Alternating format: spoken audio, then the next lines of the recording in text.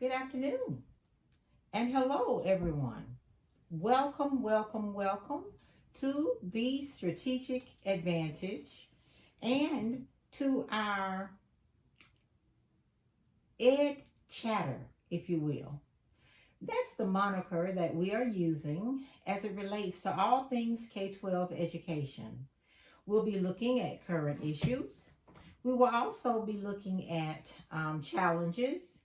We will also look at victories, and we will look at any and everything that you want to look at.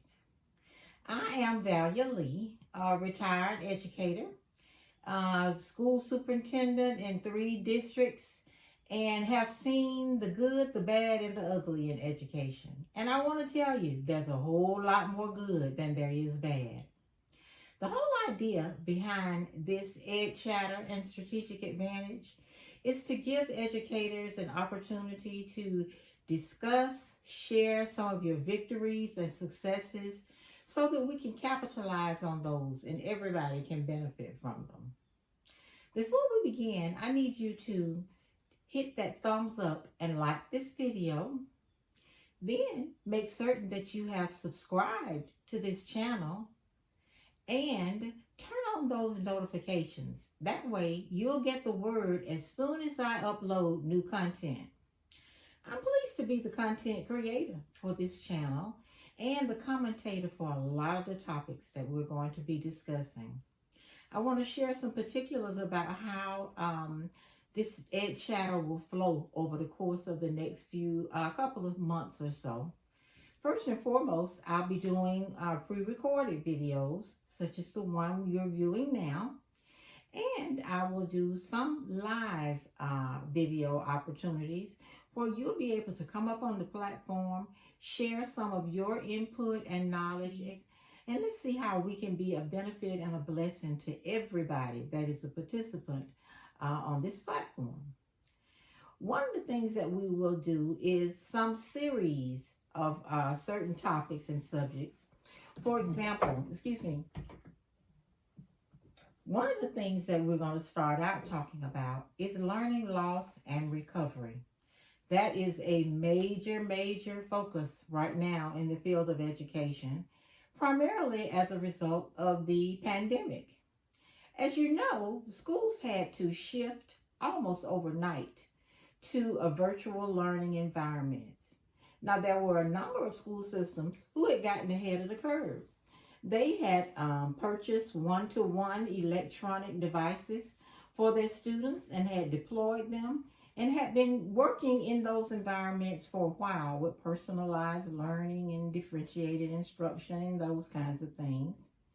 But then we had those who had not ventured out that far, hadn't even thought about it, and like many other educators, really were running from technology.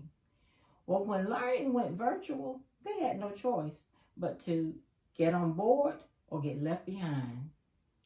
Unfortunately, a number of our school systems and schools and students did in fact get left behind.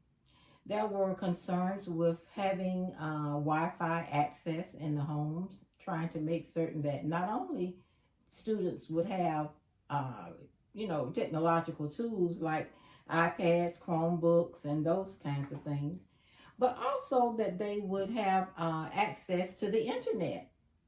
So it was indeed a challenge.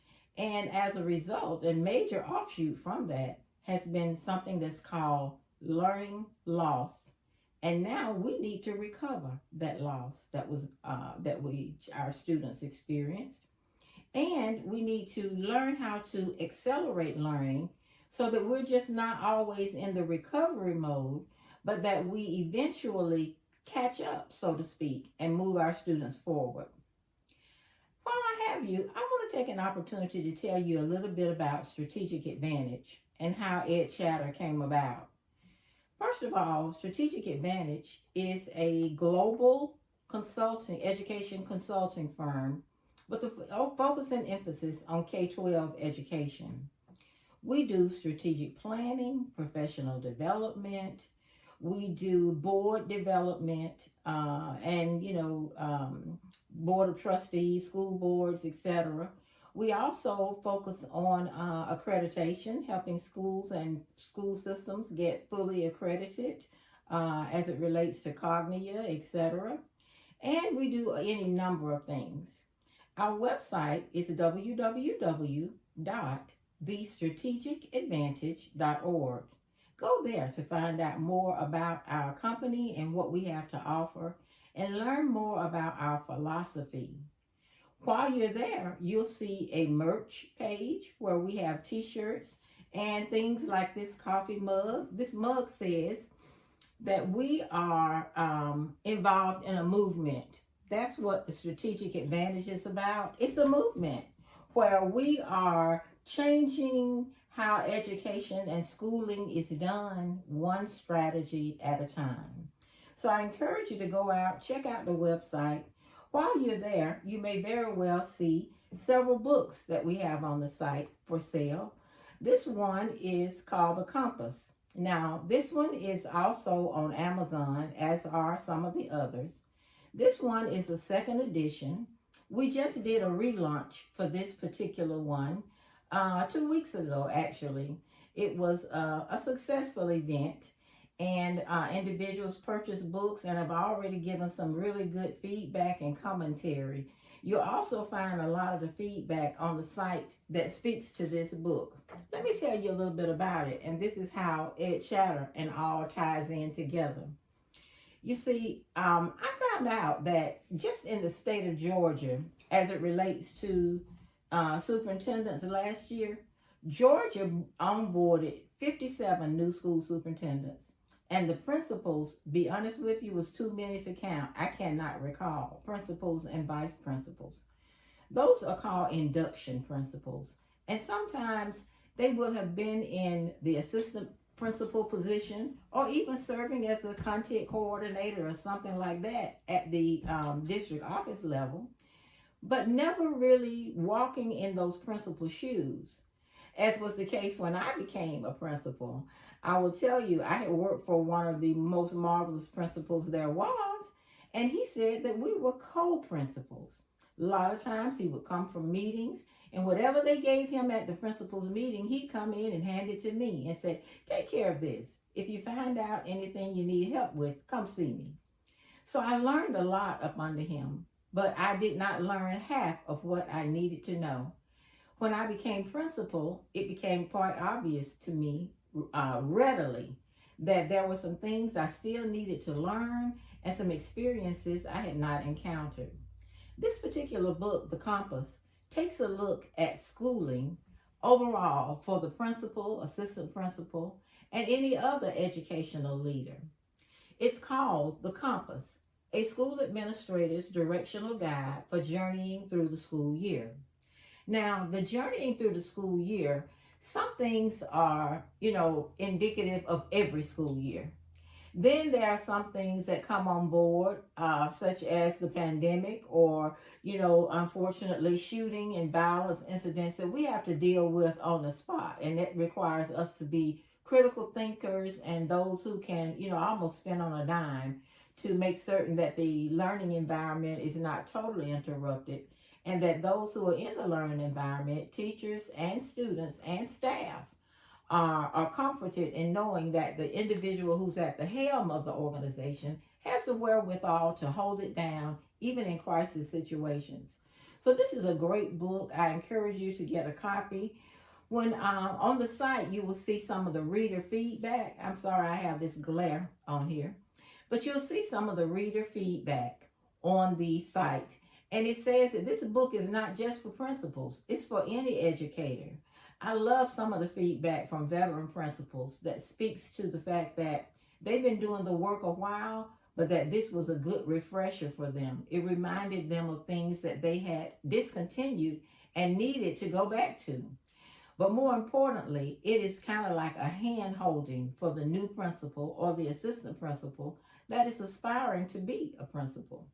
There's one chapter in here that takes a look at the school year from July to June. And it tells principals every month what things they should be focusing on. Each chapter also lends itself to discussions around schooling, day-to-day operation. And then there are genuine, real-life situations that are discussed and how they were handled as it relates to the principal at the time, and if there were any corrective measures that had to be implemented, etc. So it's kind of like not having to go through a landmine and not knowing where the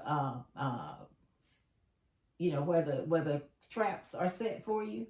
It kind of gives you a heads up and a hand up, if you will, on running a school. And so it also paints a picture for those at the district office of things that the principal goes through that sometimes people don't even consider, but it's definitely worth the information. Now let's get back to EdChatter. As I said, one of the first topics that we're going to look at is going to be learning loss, learning recovery, and then learning acceleration. Some other things that we're going to look at, one thing is talent. Well, I should say it this way: having the title for a position, but do you have the talent? And we're going to talk about that, title versus talent. We're also going to look at a vast number of topics that are on the horizon in the education arena, and we will see how people are traversing, if you will, the day-to-day encumbrances, and we'll celebrate victories and successes and share those as well. So again, I thank you for joining us today. We're going to be here again on Wednesday at 12 noon for a more lengthy and, I would say, centered topic on learning loss, and give you some pointers, some things that you can do if you're a classroom teacher. We'll talk about the principal as the learning leader in the school and what he or she should be doing to move kids forward as a result of this learning loss and interrupted learning. But at any rate, we're going to keep it moving, and it's going to be a lot of fun. It's going to be some engaging topics that you're going to get excited about. I really believe that. So, without further ado, again, if you came in, I greet you, and then I'll say goodbye to you. Make certain that you like the video. That's how people find me on YouTube. Make certain that you subscribe so that you'll know every time that I post, because you're going to also turn on those notifications. All right. Thank you again for joining us. I greatly appreciate you. And here's to you, and here's to more EdChatter. Thank you.